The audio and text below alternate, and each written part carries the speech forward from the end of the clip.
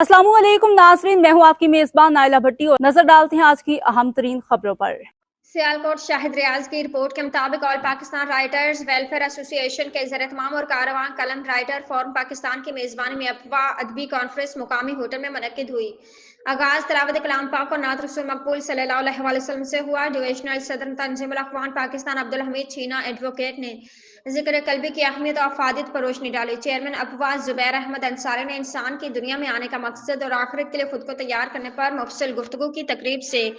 legend और सदारती award याफ्ता Rashid Mahmood, professor हारून Rashid, Tabassum senior साफी नदीम नज़ीर घोइंकी,